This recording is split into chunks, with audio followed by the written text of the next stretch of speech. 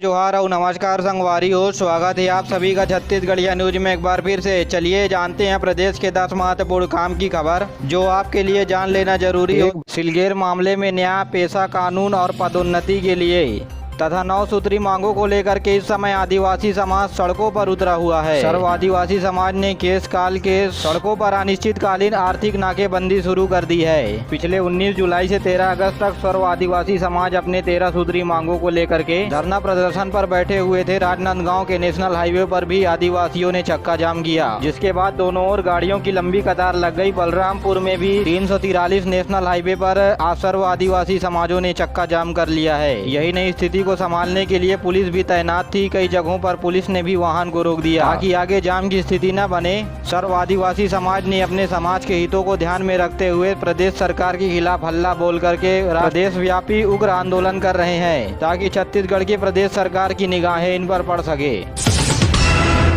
इधर बस्तर संभाग में 2 दिवसीय चिंतन शिविर बीजेपी की ओर से जगदलपुर में रखी गई है, जिसको भव्य बनाने के लिए पूरी पार्टी जुड़ी हुई है। अलग अलग जगहों पर पार्टी के नेताओं की ठहरने का इंतजाम और स्वागत के लिए पार्टी के कार्यकर्ताओं को अलग अलग जिम्मेदारी दी जा रही है। बस्तर संभाग के 13 जगहों पर चिंतन शिविर का आयोजन किया जाएगा। इस शिविर में भाजपा के कार्यकर्ता और सर्व आदिवासी समाज के नेता तथा भाजपा पार्टी से जुड़े हुए प्रतिनिधि मंडल को भी बुलाया गया है। आपको बता दें कि यह चिंतन शिविर भाजपा ने पहली बार अपने छत्तीसगढ़ प्रदेश बनने के बाद आयोजन किया है। आपको बता दें कि आने वाले चुनाव में कई नए पुराने चेहरों पर भी हारे हुए जगहों से चुनाव लड़ने के लिए मुहर लग सकती है, यानी विधायक के चुनाव लड़ने के लिए प्रतिनिधियों का भी चुनाव किया जा सकेगा इस चिंतन शिविर में भाजपा के स्थानीय नेताओं के द्वारा। आपको बता दें कि यह चिंतन शिविर 2 सितंबर तक रखा गया है। कोरोना के बाद राजधानी रायपुर में डेंगू से लोगों की मौत का आंकड़ा बढ़ रहा है। जी हां, रायपुर में डेंगू से 2 और मरीजों की मौत हो गई है। इससे पहले जून के महीने में 13 साल की 2 बच्चियों की डेंगू से मौत हो गई थी। आपको बता दें कि जिसके बाद प्रदेश में लगातार डेंगू के मामले बढ़ रहे हैं। यही नहीं, सरकारी आंकड़ों के साथ साथ अब निजी अस्पताल भी डेंगू के मरीजों की संख्या को छुपा रही है।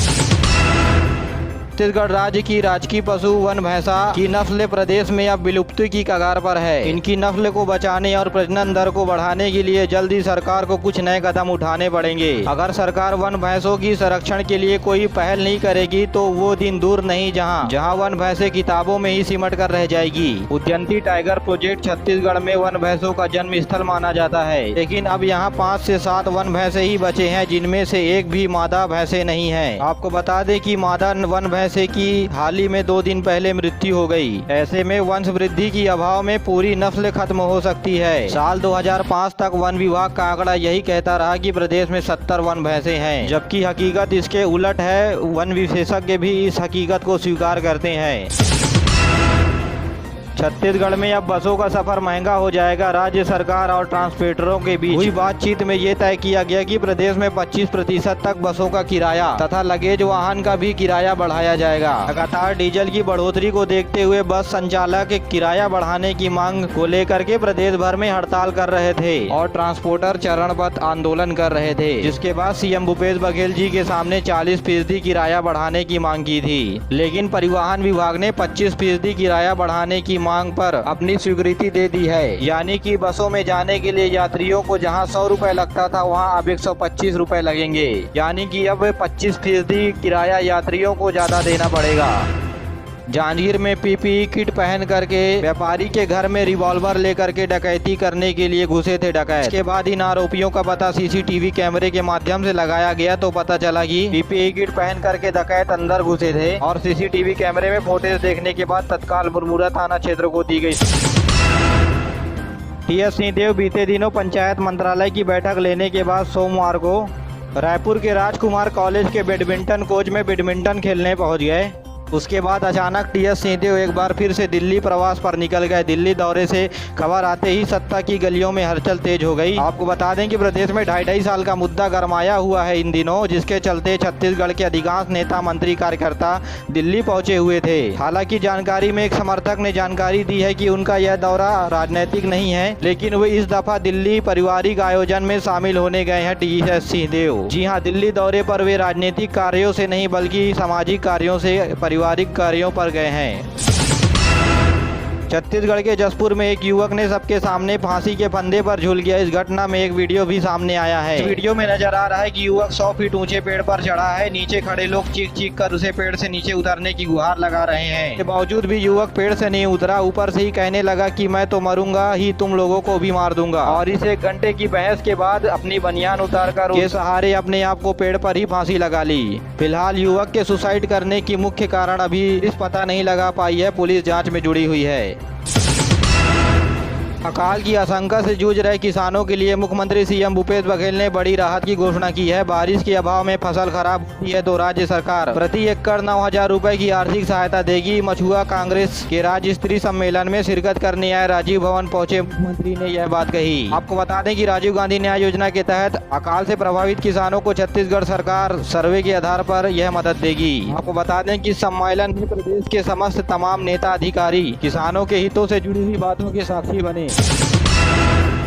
आपको बता दें कि छत्तीसगढ़ में बारिश कम हुई है। छत्तीसगढ़ सरकार की टेंशन बढ़ी हुई है, इस वजह से ऐसा फैसला लिया है। छत्तीसगढ़ के किसान मानसून की बेरुखी की मार झेल रहे हैं, जबकि प्रदेश में 46 डैम और जलाशयों में से महज 4 ऐसे डैम हैं जिसमें 100% पानी भरा हुआ है। अगर आने वाले दिनों में बारिश नहीं होती, छत्तीसगढ़ में जल संकट गहरा सकता है। आपको बता दें कि बस्तर संभाग के सुकमा जिले को छोड़ करके अधिकांश जिलों में इस बार बारिश कम हुई है। सुकमा प्रदेश का एकमात्र ऐसा जिला है जहाँ बीते वर्ष की तुलना में इस बार 40%, जबकि छत्तीसगढ़ में 14 जिलों में औसत बारिश हुई है। वहीं 12 जिलों में खंड बारिश की स्थिति बनी हुई है। बीते वर्ष अगस्त माह में 890.6 mm पानी गिरा हुआ था, जबकि इस बार अगस्त के माह में 760 mm बारिश हुई है, यानी कि इस बार प्रदेश में 15% कम बारिश दर्ज की गई है। तो वहीं प्रदेश के जल विभाग के द्वारा दी गई आंकड़ों के अनुसार बताएं तो कोरिया के झुमका और गज 100% जल भराव हो गया है। तो वहीं बिलासपुर के खारंग में 100% जल भराव हुआ है। साथ ही मुंगेली की मनियारी नदी पर बने मनियारी डैम में 100%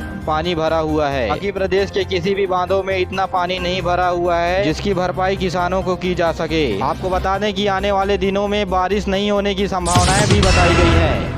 जोहार और नमस्कार संगवारी हो, स्वागत है आप सभी का छत्तीसगढ़िया न्यूज में एक बार फिर से। चलिए जानते हैं प्रदेश के 10 महत्वपूर्ण काम की खबर जो आपके लिए जान लेना जरूरी है। एक भारत श्रेष्ठ भारत योजना के तहत राजेंद्र त्रिवेदी के नेतृत्व में गुजरात के 10 विधायक छत्तीसगढ़ पहुंचे हैं। आज विधायकों ने राज्यपाल अनुसुईया उइके और विधानसभा अध्यक्ष चरणदास महंत से मुलाकात की। राज्यपाल ने गुजरात के सभी 10 विधायकों को छत्तीसगढ़ की संस्कृति और परम्परा के बारे में अवगत कराया। इससे पहले विधानसभा अध्यक्ष चरणदास महंत ने सभी विधायकों से भेंट की। इस बीच दोनों राज्यों के प्रतिनिधि मंडल के बीच संसदीय कार्यप्रणाली, परंपराओं और दोनों राज्यों के विकास से संबंधित समेत विभिन्न पहलुओं पर विचार विमर्श किया गया। और इन 10 विधायकों का दल आज राजिम, सिरपुर और नया रायपुर का दौरा करेंगे। गोल्डन फ्यूजन फूड लगातार एक नई ऊंचाइयों को छू रहा है। महज 1 सालों में इस कंपनी के प्रोडक्ट ने देश कई जगहों पर अपनी पकड़ ही नहीं बनाई, जबकि ऑस्ट्रेलिया, न्यूजीलैंड, नीदरलैंड जैसे विदेशों में भी इस कंपनी के प्रोडक्ट को निर्यात किया जा रहा है। अब इसी के साथ एक नई उपलब्धि जुड़ गई है। कंपनी ने फ्लिपकार्ट समेत यानी कि पेरेंट्स कंपनी वॉलमार्ट के साथ समझौता कर लिया गया है, जिसके चलते अब फ्रोजन फूड वॉलमार्ट और फ्लिपकार्ट दोनों में दिखेंगी, यानी कि इनकी प्रोडक्ट को अब ऑनलाइन भी मंगाया जा सकेगा। फिलहाल इसकी शुरुआत अभी रायपुर के वॉलमार्ट स्टोर से हो रही है। बता दें कि पिछले साल गोयल ग्रुप ने एग्रो सेक्टर में कदम रखा था। लॉन्चिंग के बाद ही इसे अंतर्राष्ट्रीय ऑर्डर मिलने लगे। कंपनी गेहूं और मैदा के आटे का पराठा समेत 18 फ्रोजन फूड बनाती है। इसके अलावा दर्जनों स्पेसिफिक प्रोडक्ट भी तैयार किए जाते हैं।